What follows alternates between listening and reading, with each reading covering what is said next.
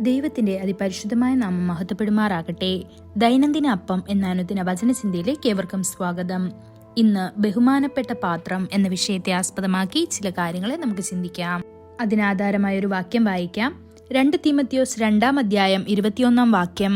ഇവയെ വിട്ടകന്ന് തന്നെത്താൻ വെടിപ്പാക്കുന്നവൻ വിശുദ്ധവും ഉടമസ്ഥന് ഉപയോഗവുമായി നല്ല വേലയ്ക്കൊക്കെയും ഒരുങ്ങിയിരിക്കുന്ന മാനപാത്രമായിരിക്കും.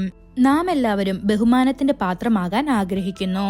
നാം എല്ലാവരും മാന്യമായ ജോലി ചെയ്യാനും മാന്യമായി സമ്പന്നരാകാനും മാന്യമായ പദവിയിലായിരിക്കാനും ആഗ്രഹിക്കുന്നു. നമ്മുടെ ആത്മീയ ജീവിതത്തിൽ നാം എങ്ങനെയാണ് ബഹുമാനത്തിന്റെ പാത്രമാകുന്നത്?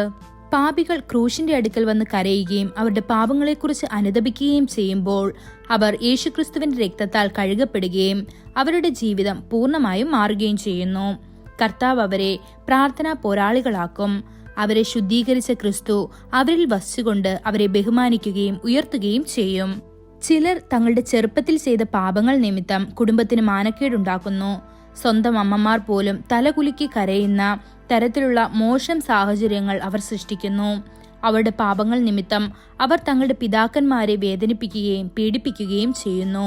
സുഹൃത്തുക്കൾ, അയൽവാസികൾ, സമൂഹം എന്നിവരാൽ അവർ വെറുക്കപ്പെടുന്നു. ഇതിനെല്ലാം കാരണം അവരുടെ നിന്ദ്യമായ പാപജീവിതമാണ്. പാപം ഏതൊരു മനുഷ്യനെയും അപമാനിക്കുന്നു. എന്നാൽ തിരുവെഴുത്ത് പറയുന്നത് നോക്കൂ. 2 തീമോഥെയോസ് 2-ാം അധ്യായം 21-ാം വാക്യത്തിൽ, ഇവയെ വിട്ടകന്ന് തന്നെത്താൻ വെടിപ്പാക്കുന്നവൻ വിശുദ്ധവും ഉടമസ്ഥന് ഉപയോഗവുമായി നല്ല വേലയ്ക്കൊക്കെയും ഒരുങ്ങിയിരിക്കുന്ന മാനപാത്രമായിരിക്കും എന്ന്. അക്കാലത്ത് യെരുശലേമിലെ ഒരു ചെറിയ ഗ്രാമത്തിൽ ഒരു കഴുതക്കുട്ടിയെ കെട്ടിയിരുന്നു. അതിന് ഒരു വിലയുമില്ലായിരുന്നു. എന്നാൽ ഒരു ദിവസം യേശു അതിലിരുന്ന് ഘോഷയാത്ര പോയപ്പോൾ കഴുത വളരെ വിലപ്പെട്ടതായി തീർന്നു. അത് പോയ സ്ഥലത്തെല്ലാം അവർ വസ്ത്രങ്ങൾ വിരിച്ചു. അവർ വഴിയിൽ കുരുത്തോലകൾ വിരിച്ചു. അവിടമാകെ ഒരു അലങ്കാര ഭാവം അണിഞ്ഞു. ഹോശന്നയുടെ മധുരഗീതം കഴുതയ്ക്ക് കേൾക്കാമായിരുന്നു. എന്നാൽ അത്തരം ബഹുമതികൾക്കെല്ലാം കാരണം കർത്താവായ യേശുക്രിസ്തു അതിന്മേലിരുന്നതിലാണ്.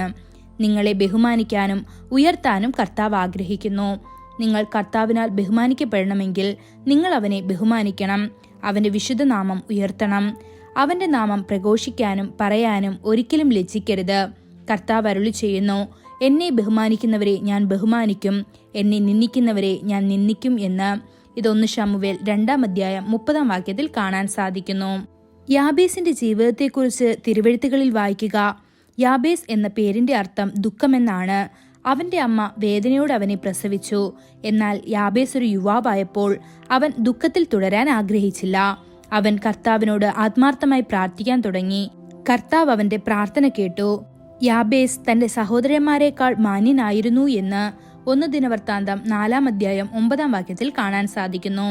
പ്രാർത്ഥിക്കുന്നവരെ കർത്താവ് ബഹുമാനിക്കുകയും ഉയർത്തുകയും ചെയ്യും.